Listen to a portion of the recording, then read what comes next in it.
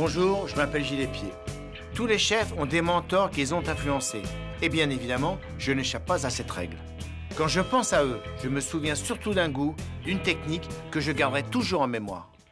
De ma grand-mère à tous les chefs avec qui j'ai eu la chance de pouvoir travailler, ces gens m'ont permis de devenir ce que je suis.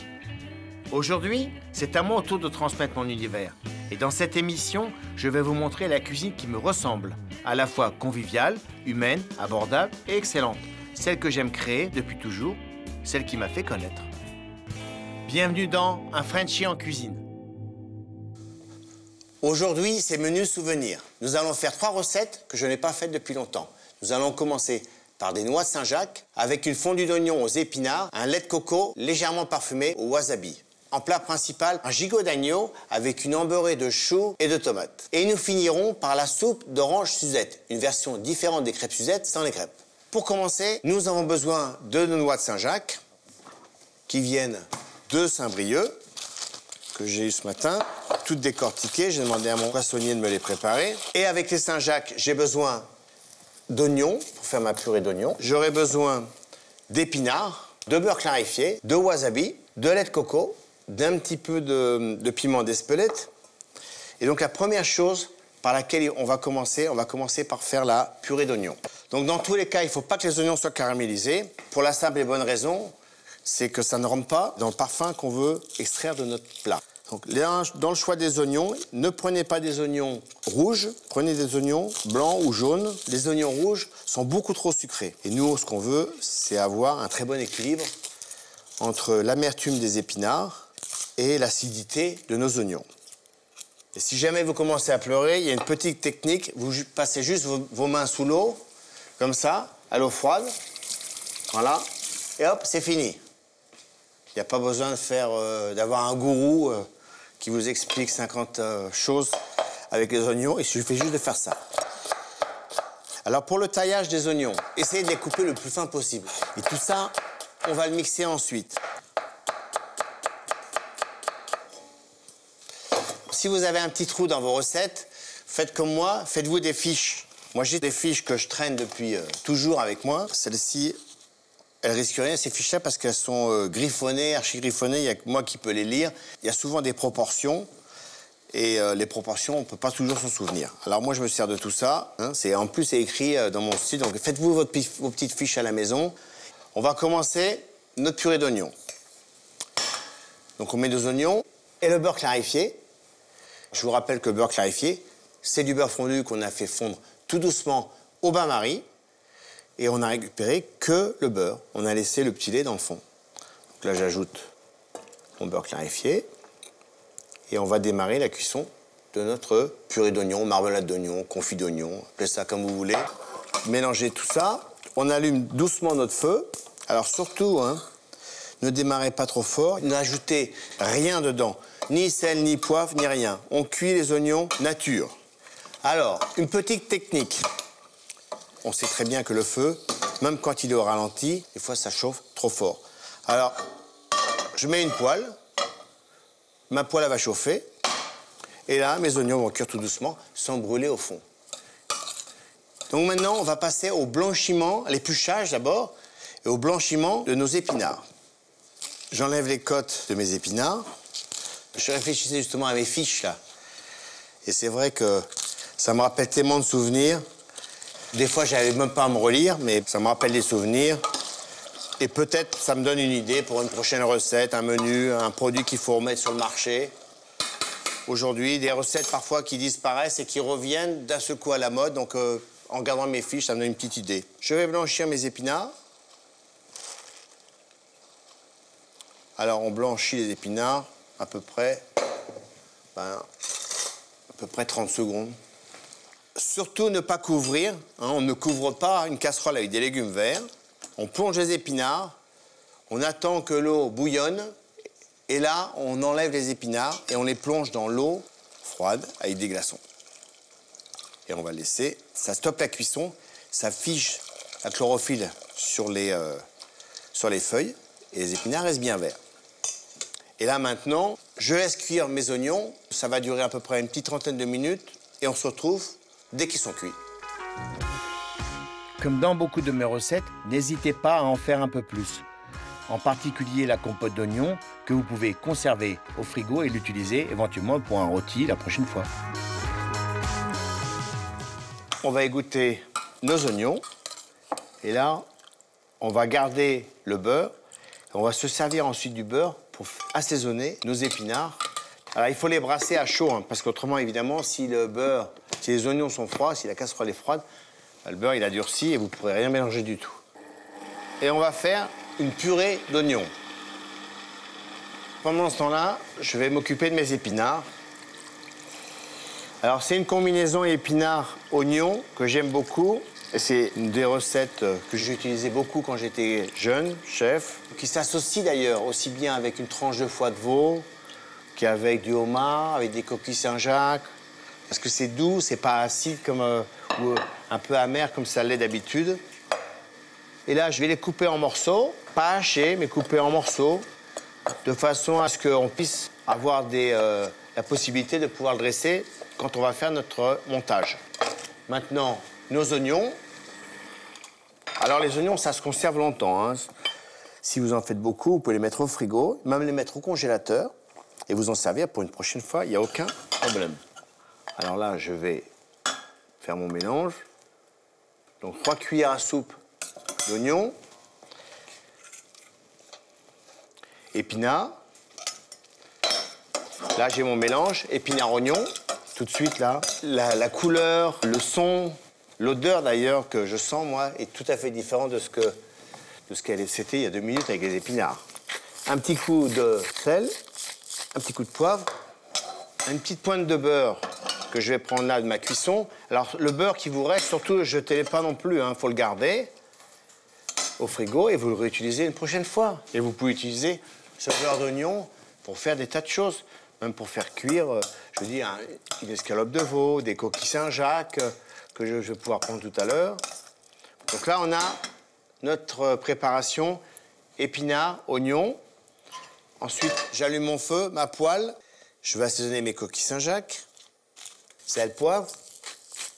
Alors surtout, assaisonnez pas les coquilles Saint-Jacques trop longtemps à l'avance, pour la simple et bonne raison, c'est que le sel va faire suinter les coquilles Saint-Jacques, et là, après, c'est fichu l'histoire. Il faudra recommencer parce que ce sera que de l'eau. C'est pas obligatoire que la casserole soit très chaude, là, parce que la coquille Saint-Jacques doit être ready, c'est-à-dire juste à peine saisie dans la poêle. Alors c'est par rapport à cette recette-là, hein, c'est pas exactement comme ça qu'il faut cuire les coquilles Saint-Jacques à chaque fois, mais dans cette recette-là, c'est comme ça qu'on fait. Voilà, on va la cuire très peu, disons 30 secondes, 40 secondes, suivant l'épaisseur de la coquille Saint-Jacques, de chaque côté. Alors, en essayant de pas trop la colorer, je sais que c'est difficile. Dès qu'elle cuit un peu trop, elle durcit. Hein? Je vais chauffer mes épinards et mes oignons. Donc avec le beurre qui va se lier avec les épinards, ça va faire un petit peu comme une purée avec des morceaux dedans. Je fais attention avec le poivre. Il faut que ce soit poivré, mais pas trop. Hein, c'est pas non plus une recette qui est épicée, ou du moins dans les légumes, parce que nous, on aura le wasabi qui va nous apporter un plus pour relever notre lait de coco qui se trouve là. Une petite pointe comme ça. Là, je vais tiédir mon lait de coco. Pour qu'il mousse le lait de coco, il faut qu'il soit tiède. Donc s'il bout, c'est foutu, ça va pas mousser. Et là, je vais trancher mes coquilles Saint-Jacques. Alors, je tranche ma coquille en 3 et je vais dresser mes coquilles Saint-Jacques pour finir mon plat, une fois que j'aurai seulement dressé mes épinards. Mes épinards, dans le fond du moule, vous prenez un petit cercle comme ça, 10 cm, ça on en trouve partout, des petits cercles comme ça, c'est un cercle à tarte. Hein. Je range mes coquilles, les unes à côté des autres comme ça. Hein. Ici, je mets cette coquille là. Voilà, plat comme ça. Alors le lait de coco, on le trouve partout. Hein. Même chose, hein, quand vous achetez le wasabi, vous allez aussi trouver du lait de coco. Et là, on va mixer. Voilà. Et là, je fais de la mousse. C'est pour ça qu'il ne faut pas qu'il soit trop chaud. Parce que sinon, ça ne fait pas ça. Donc on insuffle de l'air avec le mixeur pour alléger notre lait de coco. Et là, Je mets mon lait de coco autour, délicatement, ça fait une petite mousse, là. La première fois que j'ai fait cette recette-là, enfin, c'était dans l'esprit en tout cas, je mettais de la crème fraîche. Mais aujourd'hui, il y a beaucoup de gens qui mangent plus de crème fraîche pour des raisons diététiques.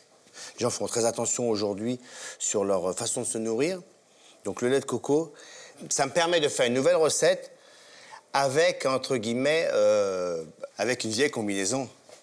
Et là, je finis avec un petit peu de cerfeuil, coquille Saint-Jacques, aux oignons et aux épinards, lait de coco et wasabi. Maintenant, on passe au plat principal. Gigot d'agneau rôti à l'embeurré de choux et de tomates. Une recette traditionnelle revisitée avec du lard et du chou, avec une petite touche personnelle que vous allez sûrement beaucoup aimer. Il nous faut bien entendu un gigot d'agneau. Il nous faut du lard, de l'ail, de la ciboulette, des tomates, du chou, du jus de moule, c'est là qu'est le secret de la petite recette, et du beurre bien sûr, parce que dans un beurre de chou sans beurre, ça n'existe pas. Donc vous enlevez vos feuilles de chou comme ça. Vous allez garder les feuilles où le jaune et le vert est mélangé. Quand c'est trop jaune, c'est pas bon. Quand c'est trop vert, c'est dur et c'est le début du chou. Donc là, c'est pas la peine de les conserver. Donc là, il faut essayer de sortir les plus belles feuilles sans les casser, si possible. On va les plonger dans l'eau bouillante, juste pour les blanchir, et ensuite les plonger dans l'eau avec des glaçons, de façon à stopper la cuisson. Et surtout, dans l'eau bouillante, sans couvercle. Très important.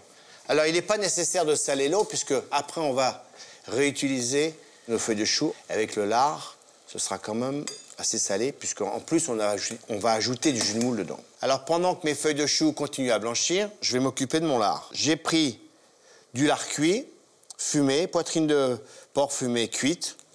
Je surveille mes feuilles de chou en même temps, parce que dans la cuisine, il faut faire tout en même temps, à moins qu'on ait un adjoint, mais bon, là, c'est pas mon cas. Donc je me débrouille tout seul. Alors mes feuilles de chou sont prêtes, je les vois là. Il faut qu'elles restent craquantes. Au contraire des recettes traditionnelles, le chou n'est pas archi cuit. Donc on reste sur un produit revisité, devenu moderne, d'une recette très traditionnelle qui s'est modernisée. Là, on va laisser égoutter nos feuilles de chou. Et là, je vais pouvoir m'attaquer à mon lard. Alors moi, j'aime cette recette en particulier parce que c'est une recette que j'ai appris à faire avec un grand monsieur de la cuisine qui ne travaille plus maintenant, qui a vendu ses affaires et qui était à la retraite, qui s'appelle François Clerc et qui n'était pas un cuisinier de métier. Et j'ai été son chef pendant longtemps et j'ai appris avec lui une cuisine différente parce que sa vision était différente de la mienne. Et c'est lui qui m'a montré que dans la cuisine, il n'y avait pas de barrière, hein, qu'on pouvait mélanger tout, et surtout, par exemple, le jus de moule qu'on va utiliser aujourd'hui avec du lard et avec du chou et avec de l'agneau. Je continue de couper mon lard le plus finement possible. Pourquoi? Parce qu'on est dans la cuisine de finesse, malgré que ce soit de l'embeurré de chou. Tout est là. Le secret de l'embeurré de chou, tel qu'on va la faire aujourd'hui, c'est de la finesse. Maintenant, on va s'attaquer au gigot d'agneau. Alors, notre gigot d'agneau, celui-là, il n'y a pas d'os dedans, hein, mais en général, très honnêtement, c'est mieux quand il y a un os. La viande reste bien moelleuse grâce à l'os. Hein. Bon, on n'a pas d'os, on va faire sans os. Maintenant, on va assaisonner notre agneau, on va préparer la cuisson. Première chose que je fais, j'allume, je fais chauffer ma poêle. Je vais commencer par mettre un peu d'huile d'olive. Je frotte mon gigot comme ça avec l'huile d'olive. Je vais mettre mon sel dessus. Alors, si je fais pas ça, eh ben, le sel tombe partout. Et voilà, vous aurez un agneau ou un rôti qui ne sera pas assaisonné. Alors, vous voyez, je le roule là, de façon à ce que le sel soit bien rentré à l'intérieur. Alors, notre poêle, elle est chaude. Maintenant, huile d'olive. On va rôtir notre agneau d'abord. Voilà. On va le colorer, parce qu'on ne va pas mettre l'agneau, comme souvent on fait, on met directement dans le four. Si on met l'agneau directement dans le four, il ne va pas y avoir la croûte caramélisée comme ça avec le gros sel. et l'huile. C'est comme ça qu'on travaille dans un restaurant. Si vous avez envie de manger un agneau rôti, bah faites comme ça. Si vous voulez un agneau bouilli, bah faites comme vous voulez. Je peux pas vous dire mieux, moi. Alors, voilà, regardez. Déjà, il est beau, le lavabo. Et puis,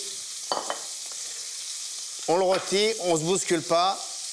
Ça, c'est un petit agneau qu'on va cuire, allez, une vingtaine de minutes à peu près. Alors, il n'y a pas de temps. Dans la cuisine, il n'y a pas de temps. Hein. C'est en fonction de la taille. S'il y a l'os, s'il n'y a pas l'os, alors on l'arrose un petit peu. Alors, c'est pas utile de rajouter trop d'huile. Pourquoi? Parce qu'il y a de la graisse d'agneau et la graisse d'agneau, elle va fondre. Maintenant, on va cuire notre agneau 180 degrés, 20 minutes. Et on se retrouve après. Le gigot d'agneau est une viande raffinée. Alors n'hésitez pas à l'arroser régulièrement durant la cuisson et ensuite le laisser reposer une bonne dizaine de minutes afin que la viande s'attendrisse. Alors mes feuilles de chou, ce que je vais faire, c'est les rouler et je vais les tailler très finement. Je vais les presser pour enlever l'eau également. Voilà. Alors je coupe finement parce que toute la qualité de notre embeurré est dans le taillage et dans la... parce que ça fait partie aussi de la présentation.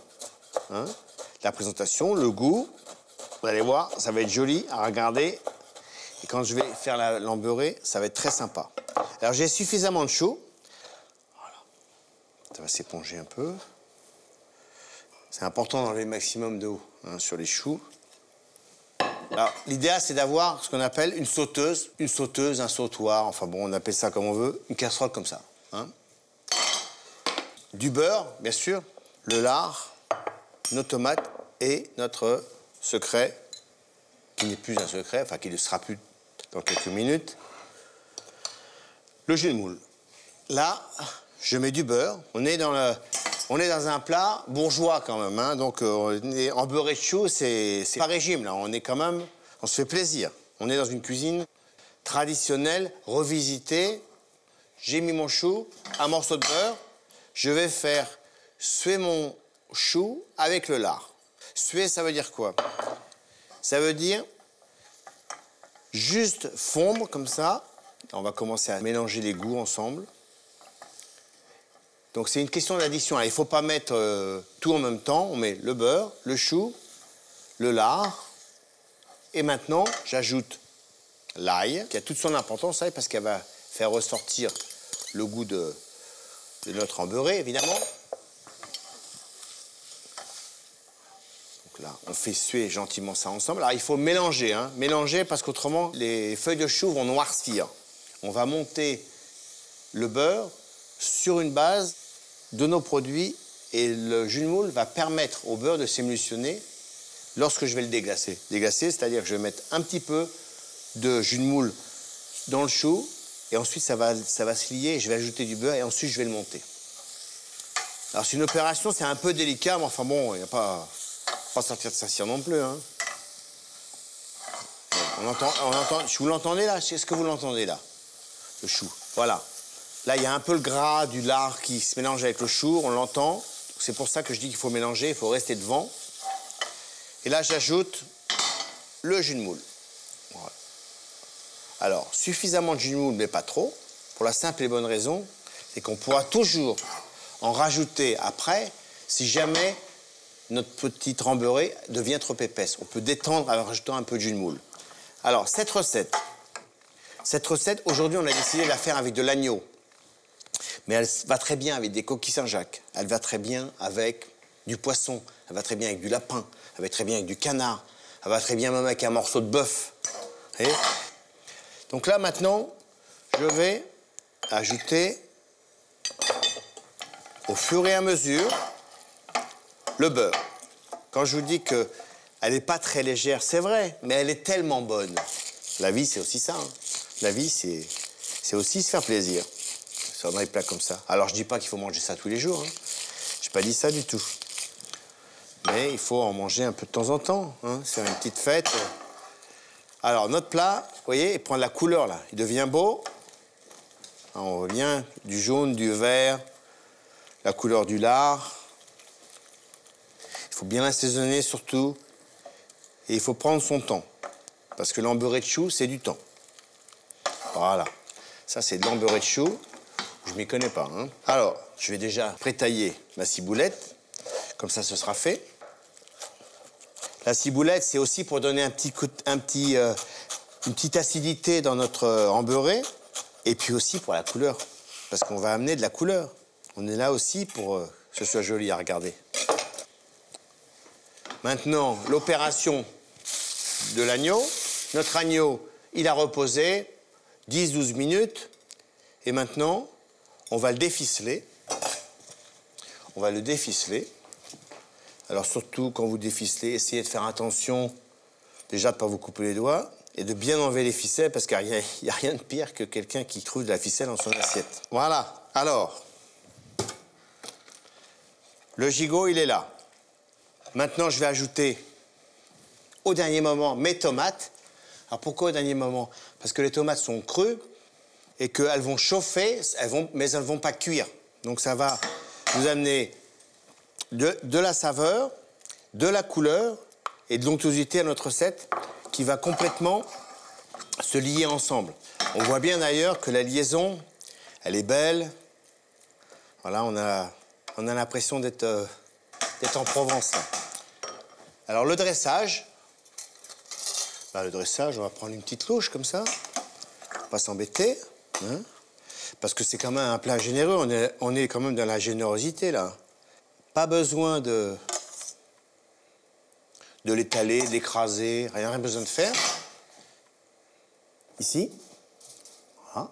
Pas mal, non? Hein? Mon couteau. Donc avec notre embeurré, on va mettre nos petites tranches d'agneau.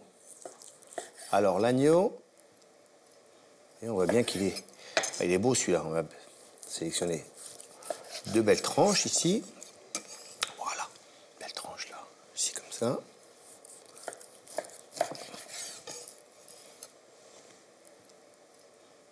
Voilà.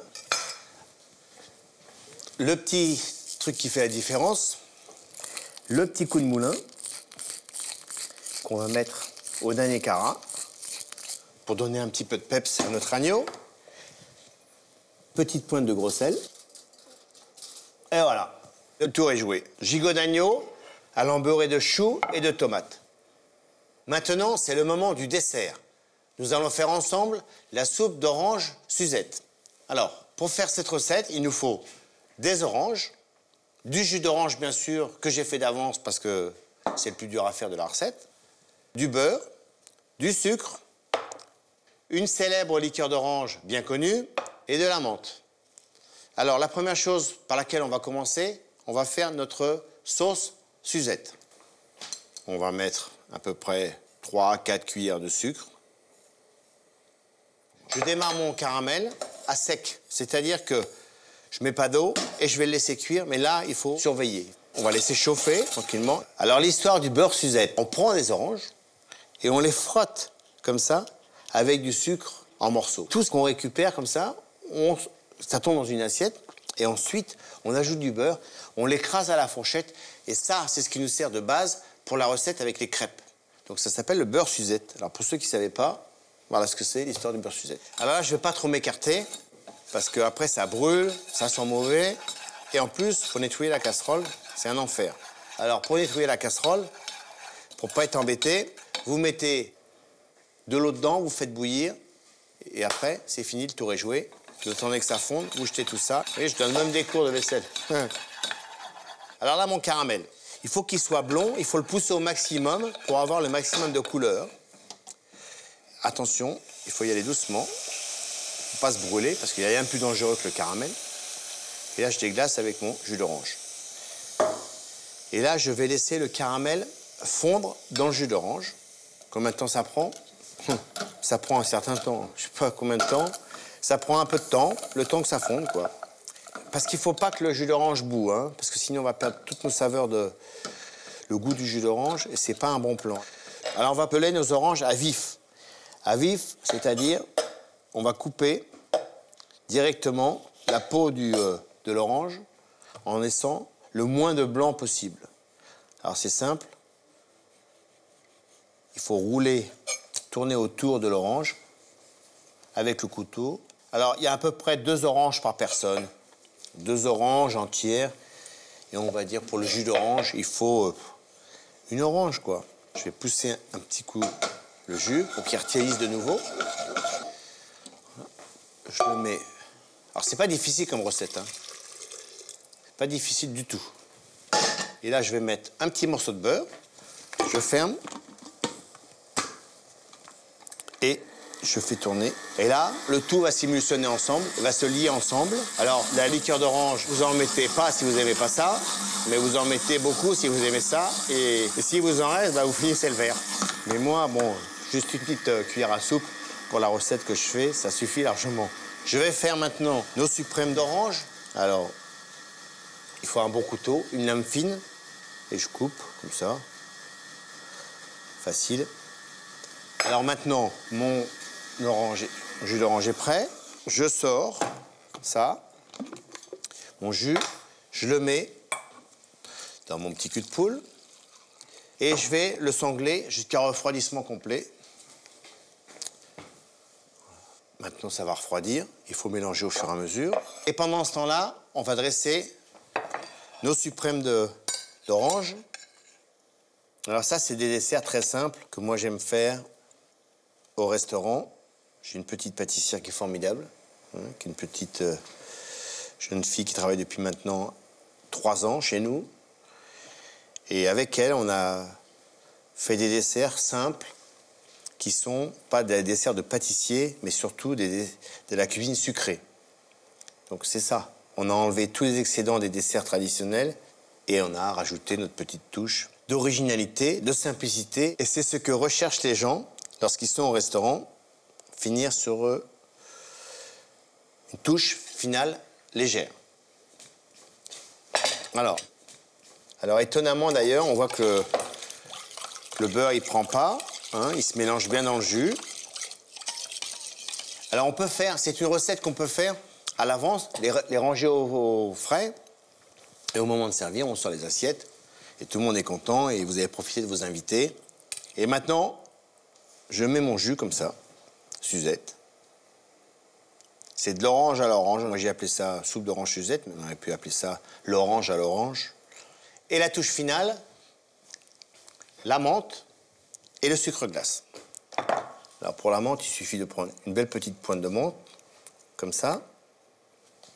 Très simple, sous poudre de sucre glace. Alors, mon assiette est blanche, ça ne va pas tellement bien, mais si vous avez une assiette de couleur, c'est encore plus beau, hein.